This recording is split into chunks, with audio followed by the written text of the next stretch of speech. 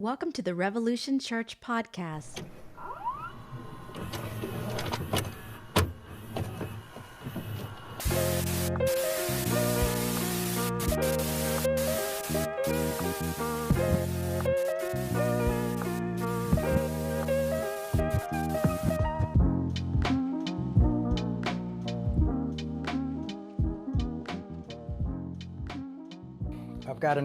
We're using a new mic. I tested it out yesterday. Seemed to be working, but can you hear a tap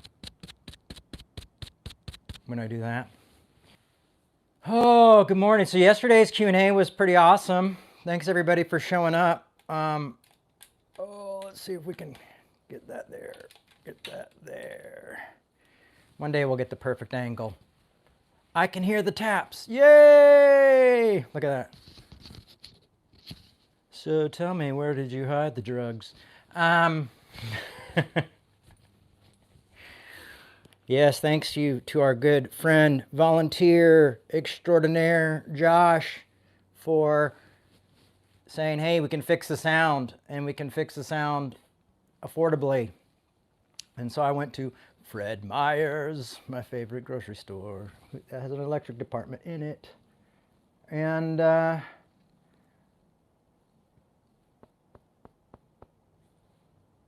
I got that, and then I got a connector. So, eventually we'll learn how to use the Mevo. Maybe if anybody has any Mevo experience out there, you can send us some instructions. It's tough to get everything moving. Josh is very busy, and I am not great at electronics. Well, welcome to Revolution. Yesterday we had a Q&A, and that was a lot of fun, and ended up having a few of my friends. One of my friends was just got in the last few minutes, but I did have folks, friends, gatherers make it out from the UK and Northern Ireland, and so that was really cool. Like, it was cool to do that. It was cool to hear what some of you had to say. A lot of hard questions. It's so funny, you do the Q&A and you think, oh, they're going to ask about my parents. They're going to, and like, so tell me, how do you know that God exists and he's good? You know, you're like, that's, if I could answer that, I would write it down in a book and it would be a bestseller.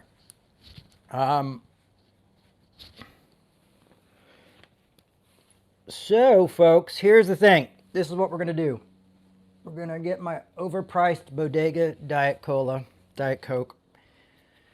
You pay, it's the convenience you pay for, because you can walk there and get it. And we are going to talk about, I need a table. I need to get a table, because I got to keep reaching over to my TV stand to get everything. Today we are going to talk about some responses I got to a meme. I don't know why. I've been talking about memes lately. But I was just reading this thing from, what was this, Gonzo? You know, the Gonzo reporter. What was his name? And he says, you know, most people say I watch TV too much. And he says, but I'm watching it to respond. And so I would say that sometimes people say I spend too much time online. But I spend my time online to talk back, to respond. But I usually have better responses here than I do online. Plus, when you have dyslexia, trying to spell or voice talk, and then I have to go back and re-edit it, and it's always crazy. But I put up this meme of Gary Oldman, Commissioner Gordon, Sid Vicious, saying, just because I disagree with you does not mean that I hate you. And then below that, it's another picture of him says, now we need to relearn that. Now, I was accused of that being a false quote, and someone saying, well, no, he didn't, you know, that was said by Rick Joyner, huh? You know, I was like, honestly, I said, I've said it, you know, anybody could say it. Tupac actually said something very similar, as, you know, just because you're my enemy doesn't mean I don't want you to eat. I just don't want you sitting at my table. So a lot of people have noticed that the ability or inability for us to argue well, the inability for us to disagree without hating each other is a problem. Or wishing evil, or wishing canceling, not knowing nuances. If you notice a lot in the media, yesterday I noticed there was one story about that kept going on, and about how like these people had written in a letter for somebody, and it was a horrible, horrible situation. But it was like no one notices nuances, no one notices relationships, no one it's just we want to say like good, bad, evil, good, and that doesn't, life doesn't work that way. Good people, great people do horrible, horrible things, and horrible, horrible people do really, really, really great things as well. So it's called life. It's nuance. It's different. We've got to learn to embrace this, and this is why arguing well is good. And now I'm not always an expert at arguing well. Sometimes I get so angry and so hurt that I have to take time away and I have to process. So I would say that might be probably part of arguing well, is making sure that you're able to, that you're not going to just go in and just start throwing fists or screaming or yelling. When I was a teenager, I would often just go to that. Even in my younger years, as a younger minister, I would get invited to all these like big Christian events. And they'd be like, we're going to do this Christian event, and we're going to do this bands, and then we're going to make them all sign contracts that say they're in prayer and they're not having sex and they're not masturbating. I'm going like, are you guys insane?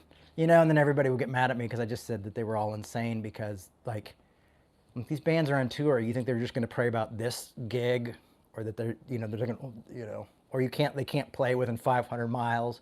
Or you're going to like ask them not, a contract not to touch themselves like that. Like Christians have such weird fantasies and sin control and ideas that are so unbiblical sometimes that it's mind-boggling. So I would often stand up against it. And then they would find the guy who was a little bit more popular than me, at the event, and sit down and be like, well, Jay, Reverend so-and-so, Bishop so-and-so thinks, we'll be sitting at the table together. Oh, those were the days. Those were the days, my friends. I learned a lot. I learned to shut the hell up a lot after that. I'm already an introvert, but when I get in a crowd and I get feisty, but no, I'm still kind of quiet until it comes to speaking with you, my friends. Q&A's been good. Oh, Dan McClellan sent me a really great book on Paul, and I think we're going to try to do a Paul study. I just got to figure out a night to do it, but it's really good. The scholarship, it's all scholarship, and I think going through the scholarship of Romans is a cool idea. And like I've said, the reclaiming Paul is part of the Reformation, folks. I mean, Paul was pretty much the reason for the Reformation 500 years ago, believe it or not. So anyway, I put up this meme that said, think differently. And of course, we get people saying like, well, unless they don't tolerate my lifestyle, or they don't see my existence, unless they don't like these people or do that, and I had put up argue well in there as well, and everybody wanted an asterisk, and that's the same with grace. We always want an asterisk on grace, of like who it's for and who it's not. And so I did get into the discussions there, because I couldn't just sit there. I had to say, well, this is exactly the folks we need to be talking to. We need to be, I've seen churches, and someone actually said, well, it's probably based on the locations of the churches you talked into. Southern churches where I've met with pastors over time about their churches becoming affirming, and their churches became affirming. You know, I've worked with Soul Force and other groups where we worked with churches and saw them change. So my argument is when you say, oh, well, I don't want to talk to people like that who don't my argument is like, well, what if Dr. King refused to talk to people who recognized his humanity? I mean, Dr. King would sit there and they would call him Martin Luther Coon to his face. And he didn't flinch. We're talking a guy who died in his 30s, okay? Early 30s. You know, so when we look at people like Gandhi and Dr. King and Malcolm X and people who work, you know, and I had some people say, well, I don't do that anymore. I don't argue with those folks. I mean, and I'm going like, how do we say we don't do that anymore? And my argument is going to be, if you are a follower of Christianity, I don't think that's necessarily the biggest option. I think we're all different parts, but I think this is a big one, and I think it's a basic one. And so I'm going to give you my argument here. You take it with you. Teresa, thank you. Does that mean you're leaving? That I've said something wrong? I don't ever know. When someone says something nice to me, I'm like, oh, does that mean I'm upset them? And they're saying, farewell, eat well. I'm going to challenge. I'm here to challenge everyone today, myself included, about arguing well. Now, there will be times when it gets harder to argue well. Okay, good. Thank you. I'm glad you're here. There are times when arguing well doesn't work. But it's kind of our first... Thank you, Teresa. I'm sorry. I'm an insecure son of a gun. But there is times where it does work. And we're having a conversation where it's not even argument, it's just recognizing each other's humanity. It's just small talk. And then the disagreeing well, and then maybe arguing well. It happens in time. But I'm going to talk about the Beatitudes, and the part of the Beatitudes that, you know, I mean, if you go to like any like liberal fest, and I guess there's not many festivals left, but like, what's the one in North Carolina that I got in trouble at? Wild Goose. They're going to be all about the Beatitudes, you know, and the health, the poor, you know. But it's like that last part seems to get ignored. And here's the thing, that great thing that brings the church together. What is things that bring conservative and liberal together? Their inability to talk to each other. Their ability to scapegoat each other. And their inability to argue well. And that's a problem in the church today. So here we go, boom, suspect device. And turn with me, if you will. You know I'm excited or had too much caffeine when I start singing in the middle of my talking. Matthew 5. You think after this long doing this, I would just have either printed it out or bookmarks. Oh, boom, Matthew 5, here we are. And we're going to talk about the end part of the Beatitudes and look at that, because I think we do a lot of focus on like, blessed are the mourning, blessed are the poor, you know, they will, you know, blessed the mourn, they will inherit, you know, they will be, you know, all that kind of stuff. Blessed are the peacemaker, for they will be called children of God. Now, I think the peacemaker plays a big part in this. And I think everybody wants to say, oh, blessed are the people. Nobody wants to be a peacemaker. Why? Because being a peacemaker realizes that you are going to have to sit within the room of your enemy, or with friends of your enemies, or enemies, to bring two enemies together. There's going to be conflict. There is no conflict avoidance in being a peacemaker. You're being a peacemaker because you're coming in where there is conflict. Hopefully there's conflict. Because the absence of conflict then, if there is no conflict between these two, they're in war. And they're killing each other and they're destroying each other.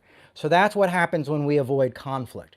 That's why I have such an issue with arguing well, is because I don't think people are just avoiding. I think people are avoiding and then they're scapegoating. So they're saying, well, I will talk to anybody but these people, those people. So inherently those people are evil or bad or not worthy of my time. Those people are unlovable. They can't repent. They can't change. There's no hope for them. Grace is not sufficient. That's what you're saying when you say, I will, or, and this is the thing of what that quote was, is just because I disagree with you doesn't mean I hate you.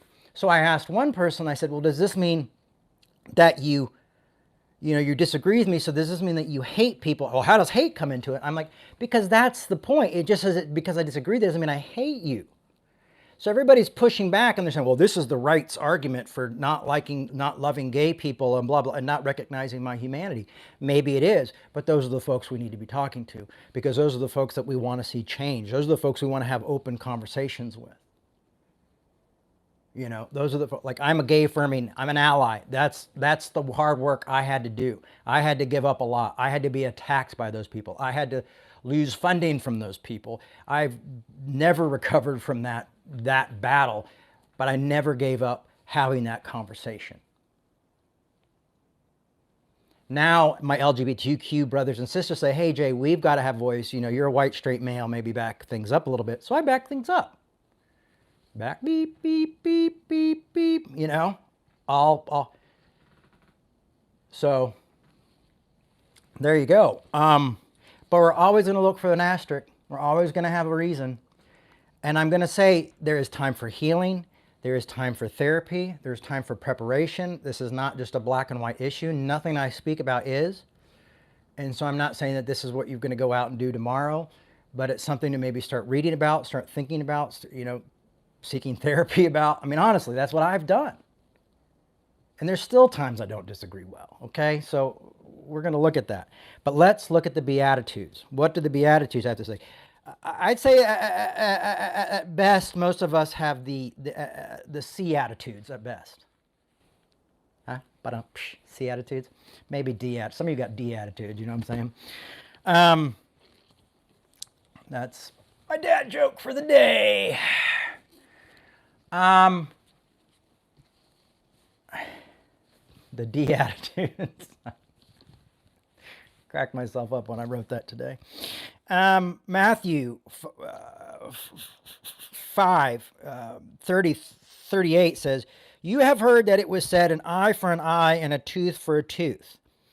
But I say to you, and this is Jesus changing the biblical law. So this is like pretty radical. This is Jesus saying like, hey, the Bible said, which wasn't called the Bible then, the Torah says, but I say. So this is where Jesus comes out as like, I'm a little bit more than just your average guy. There's something special happening here because I'm changing the verses. I'm changing how we work with each other. So you've heard it said, an eye for an eye and a tooth for a tooth. But I say to you, do not resist the evildoer. But I say, if anyone strikes you on the right cheek, turn the other also. Now, a lot of people have argued that this is a power move and different things like that. I think asking Dan about that would be great. He seems like he would probably know the tradition. I know what I've heard the traditions are, and I know what I've preached before, but now I'm like trying to go deeper and make sure that I'm communicating the correct traditions and not just making up something that sounds really awesome. And if anyone wants to sue you and take your coat, give them your cloak as well. Now, this is not fun stuff to hear, and none of us want to do that, and none of us are, none of us go into court and go, oh, you want this? All right, we'll take this too. It's yours. All right, can we go now? That's not usually how any of us work. But this is the Beatitudes. This is the end of the Beatitudes, folks. And if anyone forces you to go a mile, remember the mile? Go an extra mile. So he's saying if this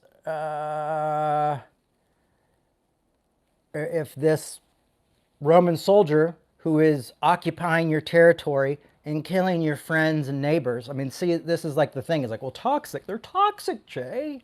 I get toxic people. Trust me, I deal with it all the time. People tell me that, you're a freak just like your parents. I hear it all the time.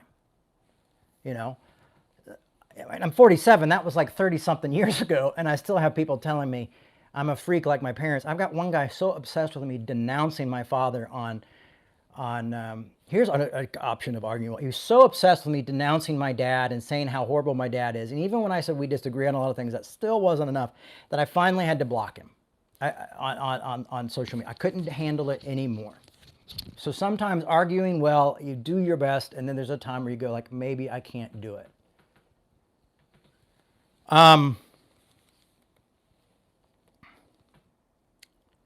So here, this is literally about a Roman soldier, okay? This is, someone forces you to walk a mile, you go an extra mile. You know, and I see Zoe talking about boundaries. I've got boundaries, but what I found with my boundaries is I have a door. So I had boundary with my dad, but as soon as me and my dad were able to talk, or he sent a gift to my kids that wasn't, you know, Bibles and things that were weird, that door opened a little bit. Because this is Christianity. This is grace. I'm not saying, if you're sitting here and you're going like, well, Jay, I don't believe in Jesus. I don't believe in that shit. I don't want anything to do with it. Cool. I'm not telling you to do it. But I'm going to say, if you're going around being like, I'm a Christian, or I'm a progressive Christian, or I'm a Christian atheist, or I'm a Christian theist, or I'm a Christian Christian, whatever kind of Christian I'm saying this is part of the story. This is Jesus saying these things. So Jesus isn't just saying like, Jesus is saying like, hey, go that extra mile. And guess what? That guy might be like, you don't have to go an extra mile. So now you end up talking to a Roman soldier. Now you're talking to your enemy. And not just an enemy who can be toxic, but an enemy with a spear and a sword. Someone will cut your head off and kill you, or decide that your whole family needs to die.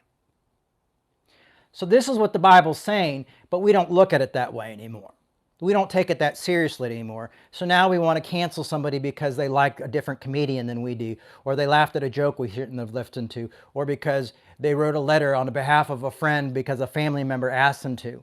You know, we want to cancel these people and destroy these people's lives and say they're toxic because and they're people usually we don't even know or have a relationship with. You know, I've watched people destroy people over folks they don't know that I knew, and going, everything that's being said isn't true. And man, they're having a field day with like making these things up. And I know these people, and I know the situation, but nobody cares enough to even talk to any of us who do know the situation. And when we do bring it up, they say we're not welcome there, or that we're just white men. I mean, it was really bizarre. That's how a lot of us argue now. And so I think what happens is we get so hurt and so angry and so bitter that what we're operating out of is bitter and anger. And what that bitter and angerness turns into is this type of hate that we have for other people. And so we don't even have this basic thing of loving our enemies. I mean, people will come up and say to my mother and be like, I think you look like a clown. I think you're a thief. I think your husband deserves to be, you know, dead and killed.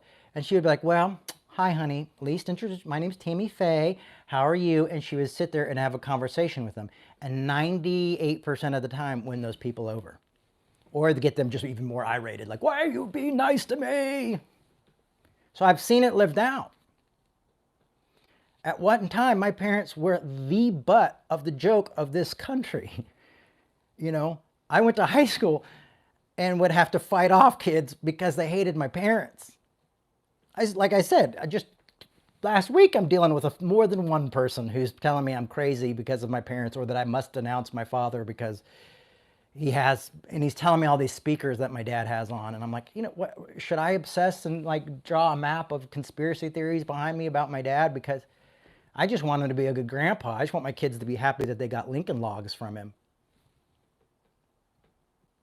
I will take crumbs from the table.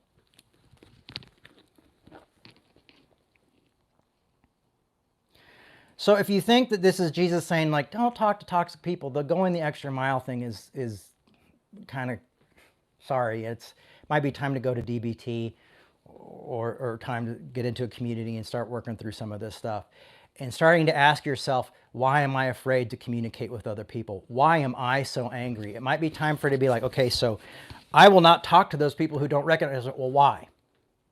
Well, because I am a saint and I won't talk to evil people. No, why? Why won't you communicate with the other? What is it that you see inside yourself that maybe you recognize there that is causing you to fear a conversation like that? What has got into you now that you can't hear something that's not true? Why can't you speak truth to authority anymore without destroying it?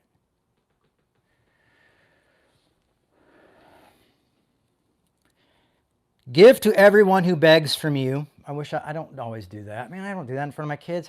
Kids are like, "Why is that guy howling a sign on the side of the road with his family?" You know, and I'm like driving by, like, "Oh, because they need money." You know, not the best example. So I'm just saying these are the Beatitudes as well, folks. And you know, some of the best people I've seen, I think another, like I said, this people asked me yesterday, like, where could conservatives and evangelicals and progressives get together? Well, helping the poor would be a great thing that you guys could do together. You could just promise that there'd be no theology talk and just feed the poor. How awesome would that be? Like, hey, we're all just going to shut the hell up and not demand our own way or not have a freaking like try to change each other. We're all just going to do this because there's groups of people who need homes, who need to be off drugs, who need medication, who need to know how to fill out a job, fill out a job application. You know, I struggle with writing. There's been times where I needed friends. I have to sit down and go like, hey, can you check this out? Make sure I spelled this right, did this type of thing. I mean, there is compassion for people that we could be doing it together. You know, often like when these big mega ministries would fail back in the 80s and everybody would be like, good, let them burn. They didn't realize like these people were putting more food in the mouths of homeless people than anybody else. And that all stopped when those people burned down to the ground. So learning is a great opportunity. Disagreeing well, great opportunity if we could get together through the poor or people who are dying of AIDS or people who are sick or the elderly. You know, America's just pumping these people out, folks. I mean, there's homeless encampments around me everywhere I go. And I am one emergency away. I am one missed paycheck away from being there with them. You know, so this is the reality. Now, those are things that could bring people together. But what I'm arguing for, and I'm trying to argue well, and I'm not even arguing, I'm speaking to you about, is how we can do this. Now, I'm going to talk about the next part here is very counterintuitive. It is loving your enemies of the Beatitudes. Remember I said most of us practice the D-attitudes? You can just assign D or C attitudes if you want. That's the more British version. You have heard that it was said, you shall love your neighbor and hate your enemy. Now, this is Jesus once again talking about the Torah. Okay? You heard? And so Jesus is coming on and changing the law again. Okay? This is a big deal here, folks. This is why people talk about the Beatitudes. It just seems that people get really fuzzy on the Beatitudes near the end. But I say to you, love your enemies and pray for those who persecute you, so that you may be children of your Father in heaven. Sorry, that was the Bible gendering God, not me.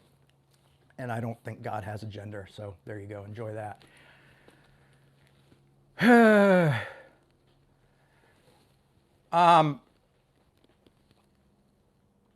Okay, I just saw someone say these people assaulted me and broke my neck and hurt me. Okay, that's not arguing well. I mean, you're in danger. I'm not saying put yourself in danger. You know, I'm not saying, you know, go to a place where you could be killed so you can argue with people. All right, let's temper that a little bit, okay, folks? Now, that might be a situation for you to have forgiveness in the future, you know, and let that go just for your own sanity, just for your own heart, okay? But I just want to make that clear, you know. And that's the thing with these situations is that I feel like people always come in and we come in with the craziest situations of like, we've got to have an asterisk, so here's the situation that I had, and there's nothing like, you know. And so there's also, we've got to be able to ensure that we practice common sense and safety in the fact of this too. Now, of course, you've got people like Dr. King who were taken. His life was taken for this situation. So I'm going to also ask you, sometimes these situations, that's what you're called to. You're called to these situations. You know better. And there was a time in the early 2000s where I was threatened. My life was threatened. And I didn't really change anything I did. You know, so there's things that you do have to weigh. So I'm not saying, you know, put yourself in physical harm here, folks. But I am challenging you to heal from those pains. I have had to heal from my own pains and from my own abusement. I had a couple Marines when I was 12 years old really fuck me up as a kid when I was 11 because of who my parents were. So I get what it's like to be abused. And I get what it's like to have pastors talk about bullshit. I don't know. I see there's some heavy conversation going on here, and I often wonder, like, it's a struggle for me to have these conversations sometimes because also it's like, you have to remember I'm just a guy and I might be right, I might be wrong. What I'm saying is I'm saying this as a Christian, and I'm not saying you have to do this or don't do this, but I'm saying this is what Christ has called us to do.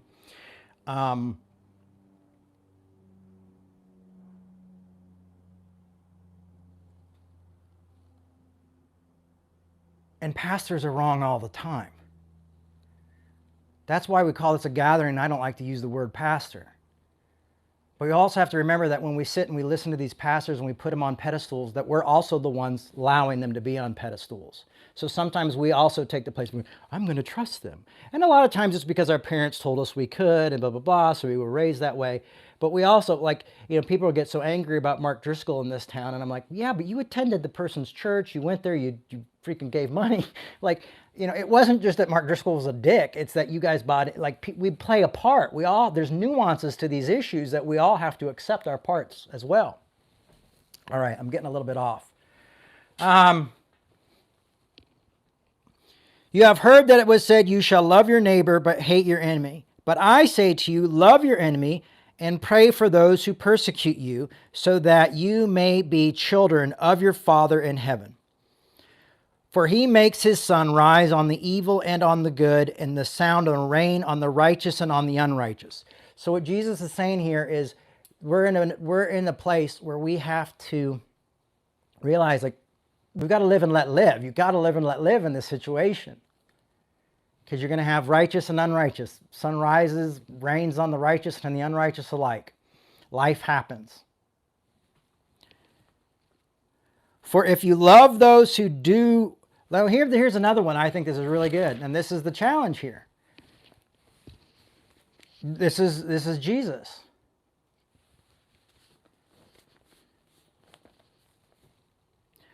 For if you love those who love you, what reward do you have? Do not even the tax collectors do the same? And if you greet only your brothers and sisters, what more are you doing than others? Do not even Gentiles do the same? Now you have to admit that was pretty slimy of Jesus there. Like, well, don't even the Gentiles do the same? Don't even Gentiles agree? Jesus had some issues with Gentiles, and we're going to talk about that in a second as well. But hear that again. And if you greet only your brother and sister, what more are you doing than others? Do not even the Gentiles do the same? Do not even the tax collectors do the same? When he says, for if you love those who love you, what reward do you have? He said, there's nothing special about that. So if you're just like, well, my ministry is to love people who love me.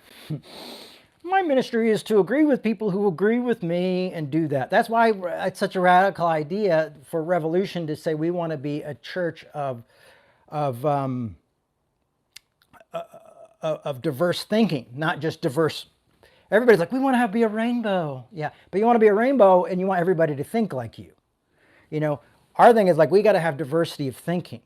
We got to have people on the right and we got to have people on the left. I have a very conservative friend who reached out to me today and was checking on me and seeing how I was doing and if I was alive and what was going on and what blah, blah, blah, blah, and who loved me and cared about me.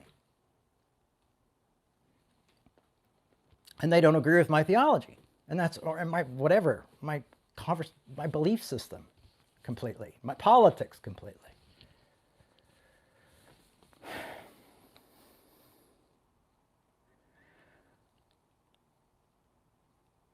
And so it says, don't even the Gentiles do that. And it says, be perfect, therefore your heavenly Father is perfect. So it's a high road. Be perfect as God is perfect. But what it's saying is God is love. This is what Jesus is saying. And the perfection here is love, is loving others. This is what's going on here, folks. This This is the thing. And the thing is, what I got a lot of pushback from people was, I don't want to be around people who don't like me. I don't want to be around people who don't recognize me. I don't want to be around people who don't love me. And Jesus is just saying, like, well, there's not really any evidence of me and your life or your faith. There is no evidence in your faith if you're not able to love those who don't love you.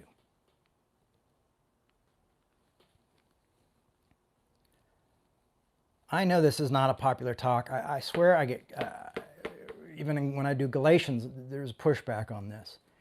But if we don't learn to argue well, one, the church is disappearing. Really great churches I'm watching close down and disappear. Every few months there's an announcement of one that I was, like, the few that I respect are gone. Unfortunately.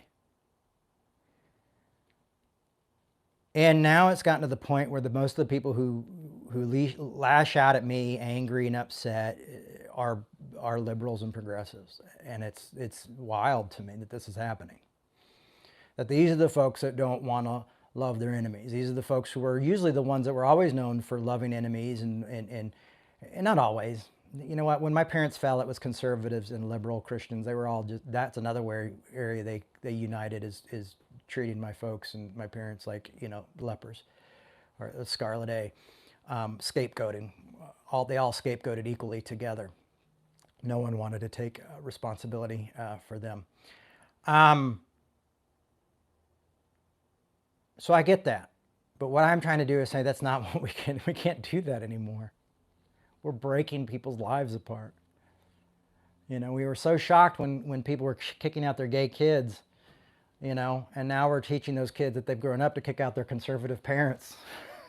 I mean, it's like, remember what they did to you? Now you get to do it back. Revenge. And we'll call it Christianity. We have church and it makes everybody comfortable. When we meet in a place, and we're interfaith now, so revenge is okay. It's like, this isn't why I subscribed to this faith. Because grace is a beautiful thing and grace is unfair. And there's a reason I have like a ring on my finger that says grace with an anarchy symbol, is because it's tough and it is anarchy at times where it doesn't up to any system. But the O remembers order, is that we can have order on our own without groups, without these groups leading us and these denominations telling us what we must do, that we are able to be orderly human beings amidst this anarchy on our own. But even Gentiles do that. Now, there's another part in Matthew 15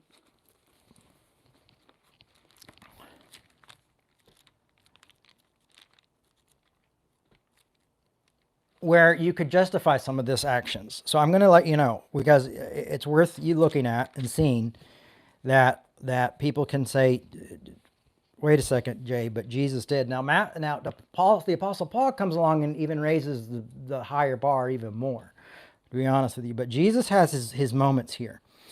And so in Matthew 15,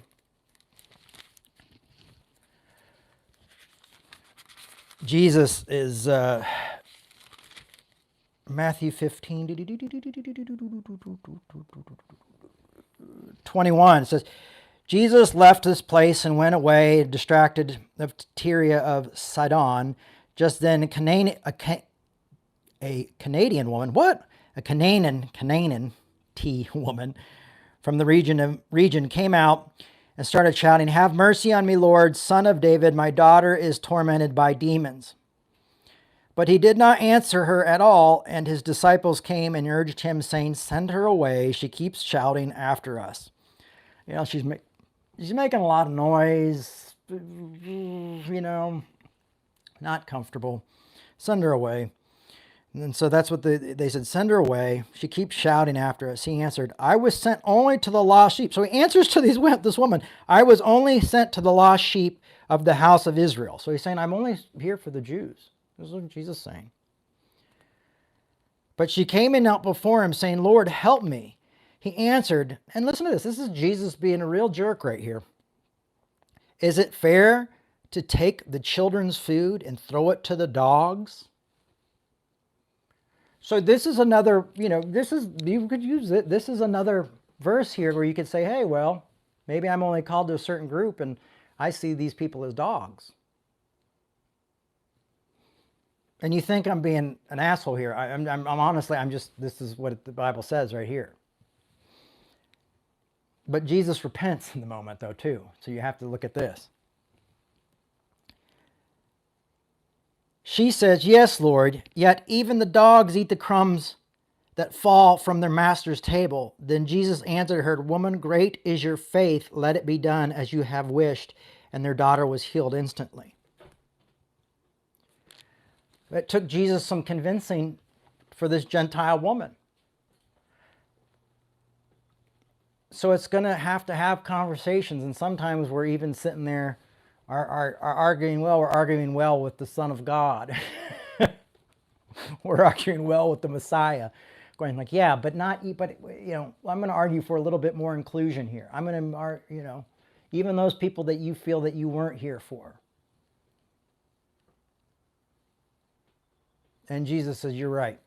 You're right. I tried to exclude you, and now I can't exclude you because you argued well.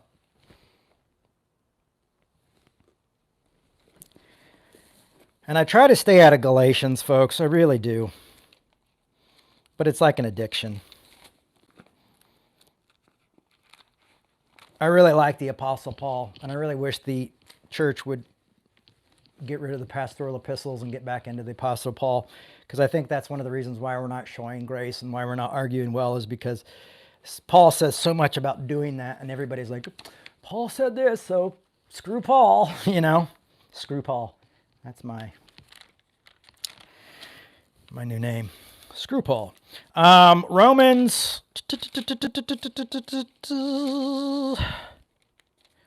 See? Because I want to go through Romans. I went to Romans Freudianly. And because I know a lot of people have a problem with Paul because of Romans, what he actually said in there. But pastoral epistles aren't Paul. We rip it out of your Bible. Galatians 5. So Jesus had to evolve too. So listen to this. That's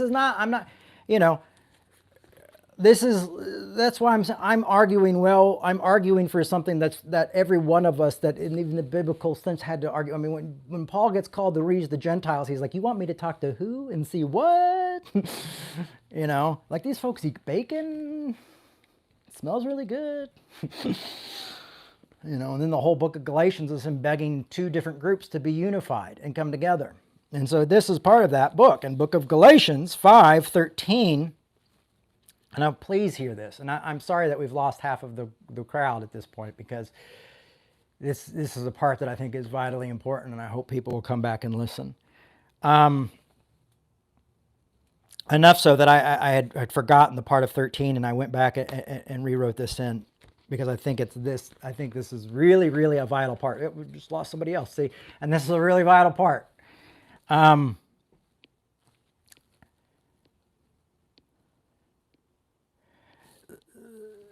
This is right after Paul wishes that a group of people that were unsettling them would castrate themselves. So obviously there's contradiction in all of this. We're all struggling. Even Paul's struggling. Paul's saying, accept everybody, except for these folks, because I just wish they'd cut their balls off because they're causing me so much trouble. So everybody struggles with their enemies.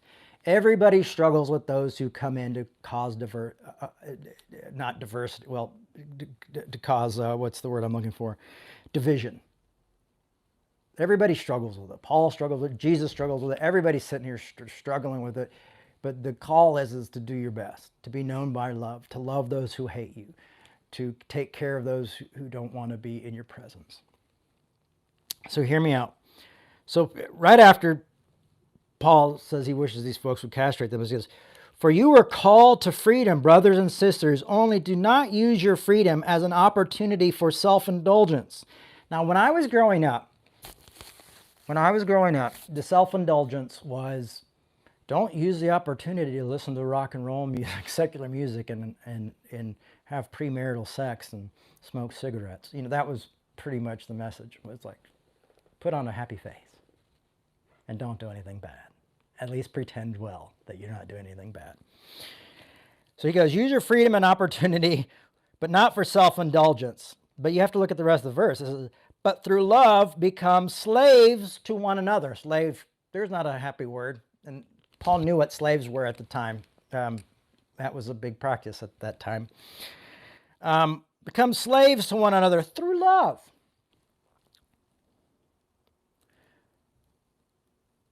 For the whole law is summed up in this single commandment: you shall love your neighbor as yourself. So what I want to say here is that we've got to be careful not to become the mirror version of what we hate. You know, and I see that so much with people who have like these, like the ex-Christians podcast, or the former Christians podcast, or the angry Christian podcast, you know, and they're all like really progressive, and they're like, I've got a rainbow, and we do all this stuff, but we hate these people. These people are ridiculous. They're so stupid. Let's make fun of them. And, you know, look at the things they do, and we used to be part of it, and how hilarious, and look at Donald Trump, and what an idiot, you know, and all they just, and all they've done is they've become a mirror version. They're just the negative version of who they were before, or what those other people they're pointing fingers at. They're just like, it's like they're literally looking at themselves in the mirror. It's just opposite world. We hate you for the reasons you hate us, and there we go. And there's no grace, there's no loving your enemy, there's no doing good to those who persecute you. You know, it might get you a hell of a lot more followers on social media. It might get you a lot more donations to your ministry, but that is compromise. That is being self-indulgent. You are being self-indulgent when you sit back and go, thank God, when you're like the Pharisee, thank God I'm not like those over there.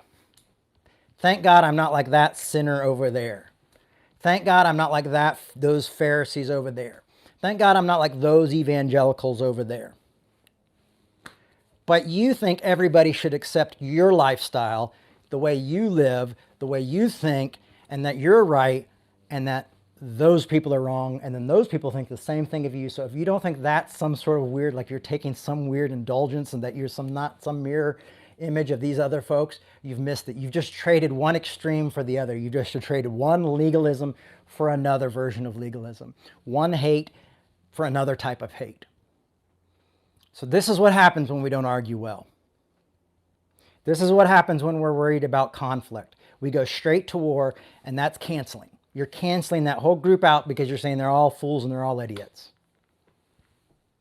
And it might be the leaders are the fools and the idiots, but you know, but we do such broad strokes that we go, all those people are bad. You know what's crazy is sometimes I look back at these people who really loved my parents in the hardest times. And I look back and I realize how conservative they were, and I go like, oh my gosh.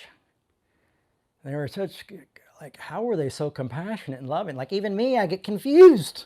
Like, it doesn't make sense.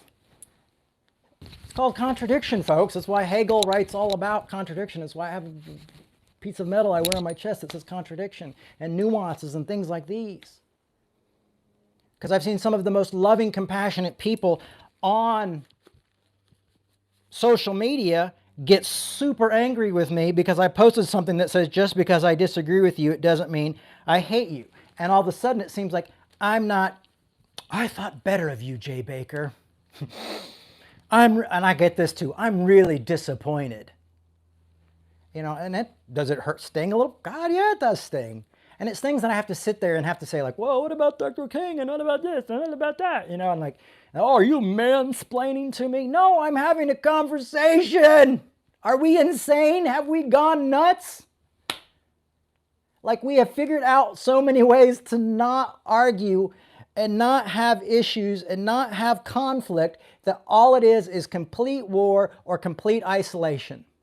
We look at cults and go like, isn't it crazy they kicked their families out and they did all this and they couldn't be with their families? We do the same exact thing. We isolate, we're not like them, I don't want to be like this. You know?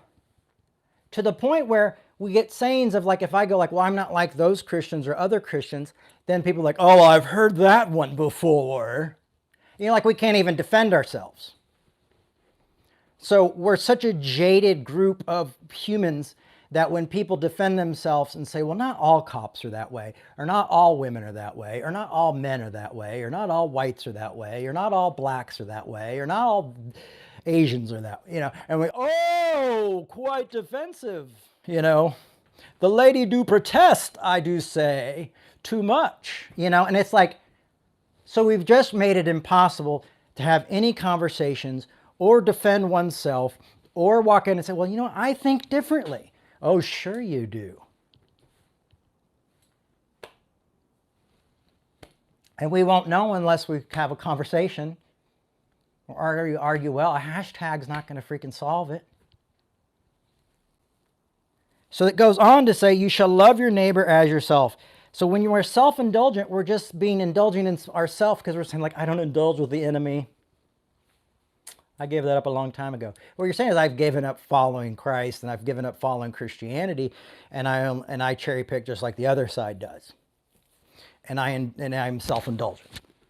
The legalists have their self-indulgent because they control. They raise tons of money. They do great stuff. Blah, blah, blah, blah. They do horrible stuff. Blah, blah, blah, but they indulge, and then they don't do as I say. I mean, do as I say, don't do as I do, because that's what you usually find out about most of the folks on both sides who do this stuff. And there you go. Now, am I against these people? No, I want to argue well with these people. I want to sit down with these people. And I've sat down with Rick Warren. I sat down with Rick Warren's people. Rick Warren wouldn't meet with me. But I've sat down with his heads of staff.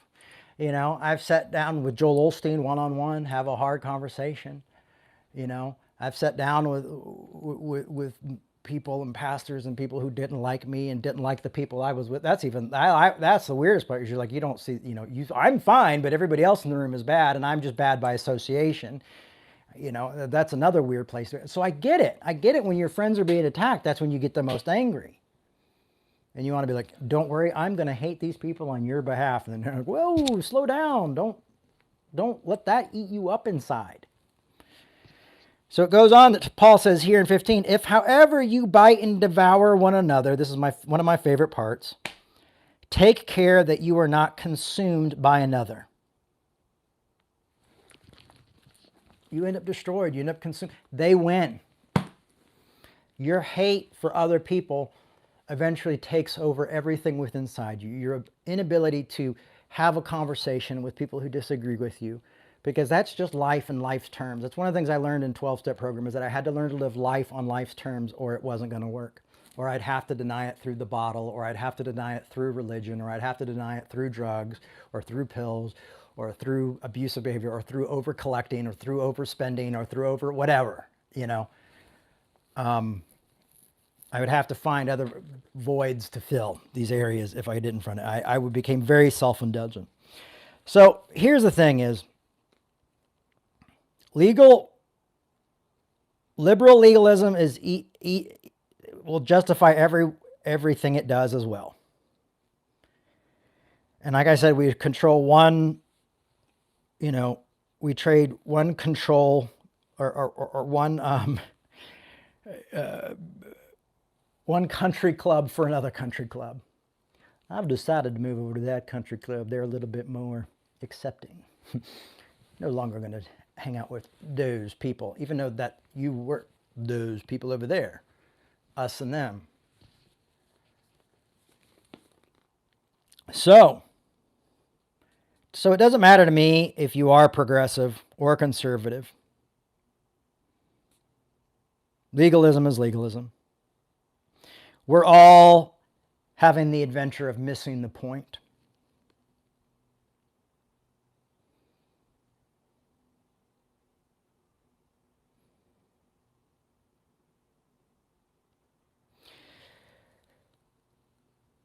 But this is the practice of Christianity, is loving your enemy, loving your neighbor, walking the extra mile, having hard conversations. And doing it out of respect. Learning how to communicate out of respect is important. And you know what? And part of arguing well is not just your mouth. It's also your ears, learning to listen well. And it's not for the faint of heart, but it's good for the soul. in the world. Otherwise, we go to war and we stay at war. And I'm tired. I'm tired of the fight. I'm tired of the war. But you know what? It's also why I wake up every day hoping that somehow these words will get through to people and change the church.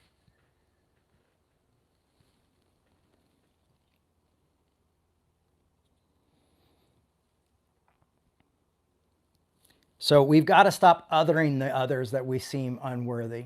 We've got to stop othering those who we judge as unworthy. And that's what we've done. We have become, we are othering those we have judged unworthy. We have othered.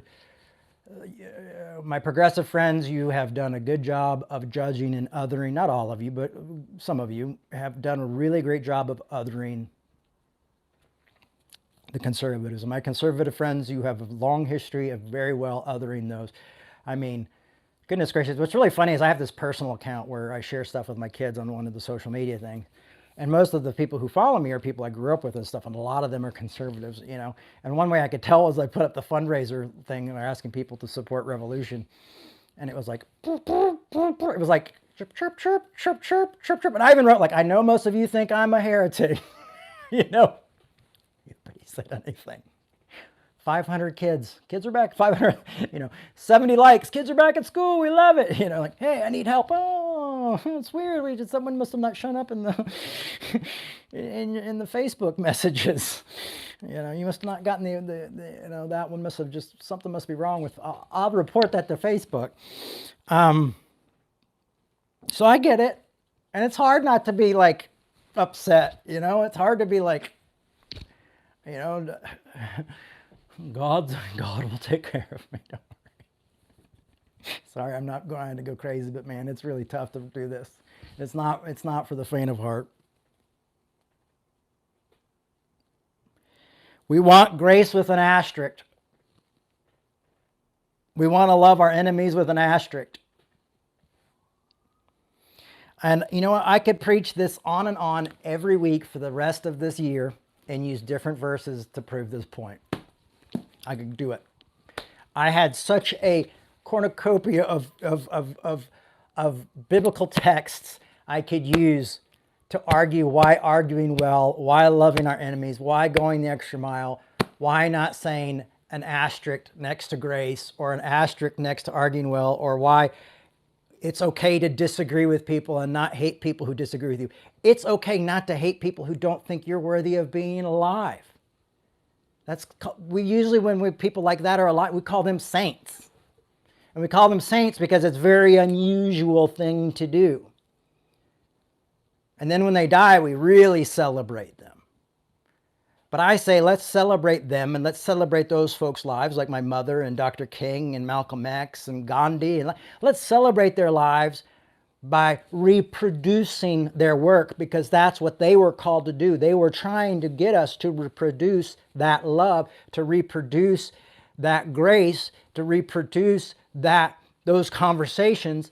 They wanted to see things change forever. Those weren't works of just like, here's a little song, hope you enjoy it, and then it goes away. No, they were saying, this is what I am saying, and this is not just the legacy of me, but this is the legacy of my faith. This is the legacy of my religion. This is what changes all time. Like I've got all these books by Freud. And a lot of people don't like Freud, but most people don't really know what Freud said or didn't say. They only know like a few bad things he said.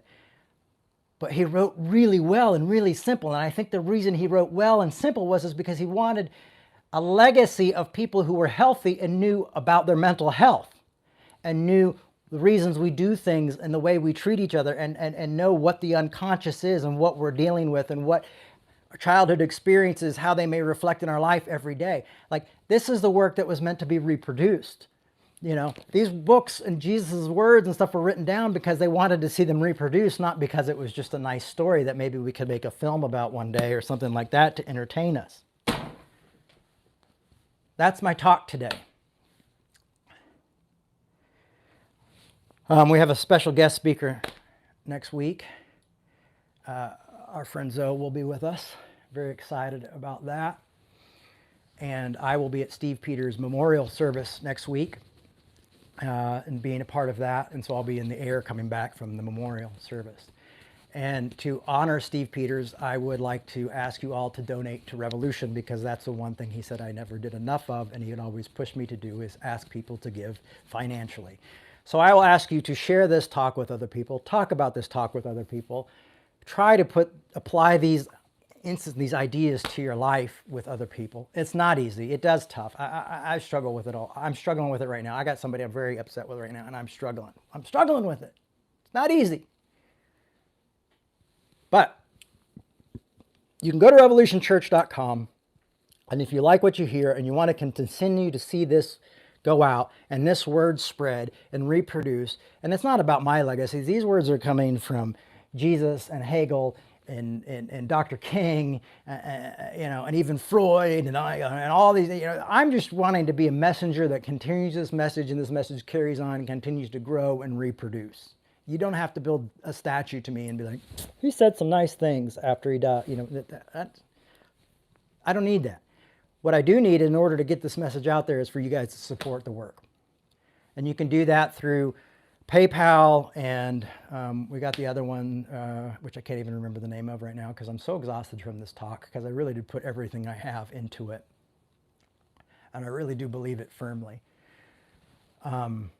But we have two different ways you can support Revolution and give. Venmo. Yeah, thank you. So you can support Revolution through Venmo or PayPal. It really helps us. And you can do that by helping us out. We don't have Zella. We have Venmo, though. We have Venmo and we have PayPal. So you can pretend like it's the 90s and PayPal. And you can do monthly donations, and that helps us go. It will help us get a place. I'm going to be doing more talks on the week. If we bring in enough money, I'm not going to have to get a part-time job. If we don't, I'm going to get a part-time job, and that's fine, because that's going to help support this work. And that's what I'll do. It's just that depends on when we do that Roman study and really look into that. So I love you guys. I love you all. This is all straight from the heart. I hope it encourages you well to do well and argue well and to love each other well. And you can sit with it and let it just let it slowly cook. All right. Thank you, everybody. Tune in next week. Zoe's going to have some awesome stuff. We've had some great conversations. They are one of the biggest encouragers to me in my life, and they really are there in the darkest moments, and even when I don't want to talk, they are there to be like, you're loved, you're doing good, whether you like it or not. So that's pretty cool. So that'll be next week, and I'll probably send you all a message on Instagram and stuff from Steve's memorial service in Los Angeles next week, as we mourn our friend and mentor and Revolution leader. Thank you, everyone. Bye-bye.